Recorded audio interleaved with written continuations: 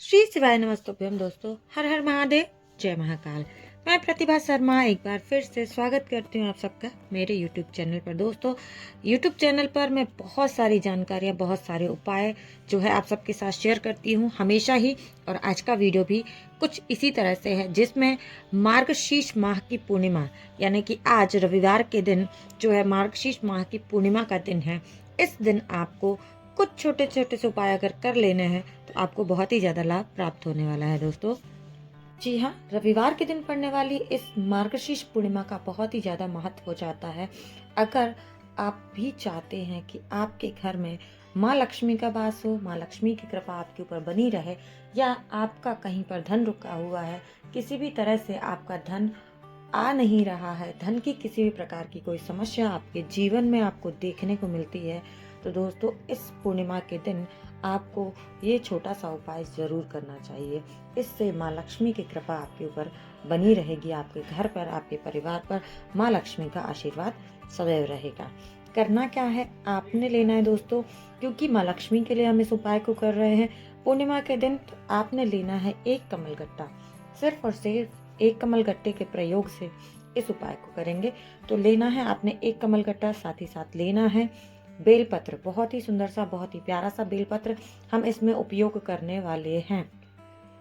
देखिए, जब भी कुछ ऐसे उपाय होते हैं तो आप लोगों तक यह जानकारी पहुंच जाती है, तो आप इसका पूरा लाभ जरूर लीजिएगा। तो दोस्तों, आज के दिन यानी कि रविवार के दिन, इस मार्गशीर्ष माह की पूर्णिमा के दिन आपने लेना है एक बेलपत्र, एक कमलगट्टा, और अपने घर से तांबे के पात्र में जल लेकर के पहुंचाना है महादेव के शिवलिंग के समक्ष। जहाँ कहीं भी घर के आसपास जहाँ कहीं भी शिवालय है, शिव मंदिर है, पहुंच जाइए भगवान के समक्ष, और वहां पहुंच करके आपने इस उपाय को करना है। दोस्तों, करना क्या है, सबसे पहले आपने जो आपके पास बेलपत्र है, प्यारा सा सुंदर सा महादेव का सबसे प्रिय जो है, उस बेलपत्र को शिवलिंग के ऊपर समर्पित कर देना है।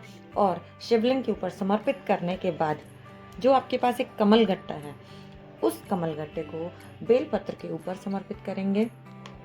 दोस्तों, अंत में जो आपके पास में जल है, जी हाँ, क्योंकि आज पूर्णिमा का दिन है, महादेव के कुछ विशेष नाम होते हैं, जैसे चंद्रमौली महादेव या चंद्रशेखर महादेव के नाम से आपको जो है वो जल समर्पित करना है महादेव के ऊपर, उस कमलगट्टे के ऊपर, उस बेलपत्र के ऊपर। जी हाँ दोस्तों, एक बार फिर से मैं दोहराना चाहूँगी कि सर्वप्रथम आपको क्या करना है, सबसे पहले बेलपत्र चढ़ानी है, उसके ऊपर आपने कमलगट्टा चढ़ाना है, और उसके ऊपर से ही आपको जल समर्पित करना है।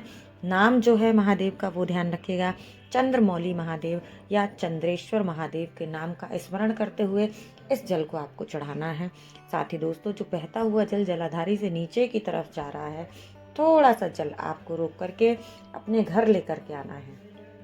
जी हाँ, और घर लेकर के आकर के आपको इसको पूरे घर में नहीं छींटना है, इसको पूरे घर में नहीं छिड़कना है। आपने इस जल को, जो आपका घर का मुख्य द्वार है यानी कि मेन एंट्रेंस वाला जो स्थान है, उस स्थान पर आपको इस जल को दोनों तरफ छिड़क देना है। और यहाँ पर आपको कुंदकेश्वर महादेव के नाम का स्मरण करना है। हाँ, फिर से बोल रही हूँ, जब आप जल समर्पित कर रहे हैं तब चंद्रेश्वर महादेव या चंद्रमौली महादेव के नाम से करें। और जब आप इस जल को रोक करके अपने घर लेकर आते हैं और दरवाजे पर यानी कि मुख्य द्वार पर जब छींटते हैं, तो आपको इसे कुंदकेश्वर महादेव के नाम से करना है। दोस्तों, इस दिन यानी कि आज के दिन, रविवार के दिन पड़ने वाली इस पूर्णिमा के दिन आपने इस उपाय को अगर कर लिया, तो माँ लक्ष्मी की कृपा आपके पूरे परिवार के ऊपर सदैव बनी रहेगी, उनका आशीर्वाद आपको प्राप्त होगा, माँ लक्ष्मी का वास आपके घर में होगा, और आपके घर में कभी भी धन को लेकर के कोई समस्या नहीं होगी। धन की हर समस्या आपकी धीरे धीरे करके समाप्त हो जाएगी। तो दोस्तों, ये छोटा सा उपाय मैंने आपको बताया, इस पूर्णिमा के दिन आपको ये करना ही करना है। चलिए, अब हम बात कर लेते हैं अपने वीडियो के दूसरे उपाय की, जो कि आपको मिट्टी के दिए से करना है। जी हाँ दोस्तों, मिट्टी के एक दीपक का उपयोग करना है यहाँ पर, और इससे ही हम इस उपाय को करने वाले हैं। आपने लेना है एक प्यारा सा सुंदर सा मिट्टी का दिया। जी हाँ, मिट्टी का दिया लेना है आपने, जो आपके घर में है। अगर आप पहले उसको उपयोग कर चुके हैं, फिर भी आप इसे दोबारा उपयोग कर सकते हैं। ऐसा नहीं है कि आपको बिल्कुल नया कोरा दिया ही लेना है। तो दोस्तों, आपने लेना है एक मिट्टी का दिया, और इसमें रखना है गोल बत्ती। ठीक है, गोल बत्ती का इस दीपक को हम प्रयोग करेंगे, और इसके साथ ध्यान रखिएगा कि इसमें प्रज्वलित करने के लिए डालना क्या है। इसमें हमें तेल नहीं डालना है, सरसों का तेल नहीं डालना है। इसमें प्रयोग करने वाले हैं हम घी का। गौ माता के शुद्ध घी का प्रयोग करते हुए इस दीपक का आपको प्रज्वलन करना है दोस्तों। फिर से ध्यान से सुनिएगा। आपने लेनी है एक गोल बत्ती, साथ ही साथ मिट्टी का दीपक और गौ माता का शुद्ध देसी घी। इस दीपक को हम प्रज्वलित करेंगे समी वृक्ष के नीचे। अगर आपके घर में जहाँ कहीं भी आपने समी का वृक्ष लगाया है वहाँ इस उपाय को कर सकते हैं, अन्यथा आप अपने आसपास जहाँ कहीं पर भी समी का वृक्ष देखते हैं उस स्थान पर आप इस उपाय को कर सकते हैं दोस्तों। आपने अपना सब कुछ लेकर के पहुँच जाना है समी वृक्ष के नीचे। ठीक है, करना क्या है, समी वृक्ष के समक्ष पहुंच करके दोस्तों आपको इस दीपक को प्रज्वलित करना है। हमेशा की तरह आपको बताया गया है कि दीपक को कभी भी सीधा जमीन पर नहीं रखते हैं, इसीलिए हम क्या करेंगे, समी वृक्ष की जो पत्ती है उसको ही आपको इसके नीचे रखना है। जी हाँ, एक समी वृक्ष की छोटी सी पत्ती आपको भूमि पर रखनी है, उसके ऊपर आपको दीपक रखना है और दीपक को प्रज्वलित करना है। ठीक है, क्योंकि आज पूर्णिमा का दिन है। चंद्रमौली महादेव, चंद्रेश्वर महादेव के नाम का स्मरण करते हुए आप इस दीपक को प्रज्वलित कर लीजिए दोस्तों। साथ ही साथ आपने उसमें जलते हुए दीपक में चावल के कुछ दाने डालने हैं। ऐसा नहीं है कि 2 ही दाने डालने हैं, थोड़े से दाने आपने चावल के उसमें डाल देने हैं और महादेव का नाम का स्मरण करना है, भगवान विष्णु का, माँ लक्ष्मी का, सभी देवी देवताओं का, अपने पूर्वजों का स्मरण करते हुए इस उपाय को आपको करना है। और जब आप इस उपाय को कर लेते हैं तो अगले दिन, यानी कि जो दीपक के अंदर हमने चावल के दाने डाले हैं, काफी हद तक वो चावल के दाने जो हैं वो जल जाते हैं, परंतु फिर भी जो बचे हुए चावल के दाने हैं, ठंडे दीपक से आपको उनको निकाल करके किसी हरे भरे वृक्ष के नीचे रख देना है दोस्तों। और जो समी वृक्ष की पत्ती हमने दीपक के नीचे रखी थी, उस पत्ती को उठा करके आपको उसी समी वृक्ष की जड़ पर समर्पित कर देना है। इस उपाय को अगर आपने कर लिया तो आपकी जो भी इच्छा मनोकामना होगी उसे महादेव जल्द से जल्द पूर्ण कर देंगे। कितना सरल, कितना छोटा सा उपाय था दोस्तों जो मैंने आप सबके साथ शेयर किया है। तो इस वीडियो में मैंने 2 उपाय आपके साथ शेयर किए हैं। उम्मीद करती हूँ आपको पसंद आएंगे।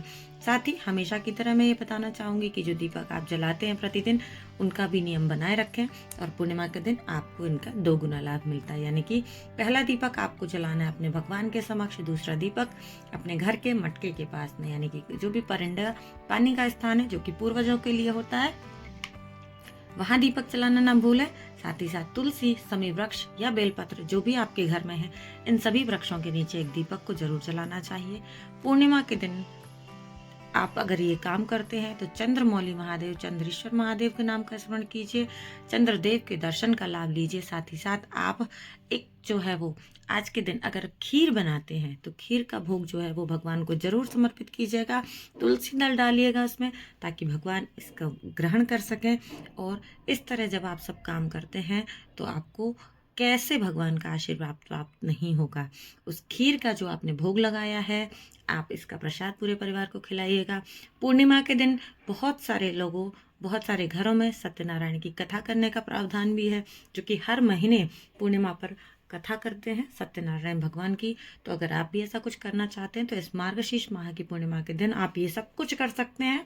और ऐसा कुछ करने से आपको सभी देवी देवताओं का, आपके पूर्वजों का, आपके पितरों का आशीर्वाद आपको प्राप्त होता है और आपके घर पर परेशानियां कभी नहीं आती हैं, सबका आशीर्वाद मिलता है आपको। तो दोस्तों, पूज्य गुरु जी की कथा को सुनकर वीडियो के माध्यम से मैं उपाय अपने शब्दों में जानकारी आप तक लेकर आती हूँ और उम्मीद करती हूँ कि यह सब आपके लिए लाभदायक होता होगा। तो अगर वीडियो की जानकारी आपको अच्छी लगती है, वीडियो पसंद आता है तो वीडियो को लाइक करें, चैनल को सब्सक्राइब कीजिएगा और ज़्यादा से ज़्यादा लोगों तक शेयर कीजिएगा। अगर आप पहली बार आए हैं, नए हैं, चैनल को अभी तक सब्सक्राइब नहीं किया तो जल्दी से सब्सक्राइब कर लीजिएगा ताकि आने वाले हर वीडियो का नोटिफिकेशन भी आप सबको मिलता रहे। और ऐसी ही महत्वपूर्ण जानकारियाँ देखने और सुनने के लिए आप मेरे साथ बने रहें। दोस्तों, आप सबका प्यार मेरे साथ बना रहे, ऐसी ईश्वर से मैं भी कामना करती हूँ और आप सब हमेशा स्वस्थ और सुखी रहें। इस कामना के साथ मिलेंगे अगले वीडियो में फिर कुछ नई जानकारी के साथ। तब तक के लिए मस्त रहें, स्वस्थ रहें और व्यस्त रहिएगा। साथ ही ईश्वर का ध्यान जरूर करते रहिएगा। श्री शिवाय नमस्तुभ्यम दोस्तों। हर हर महादेव, जय महाकाल, राधे राधे।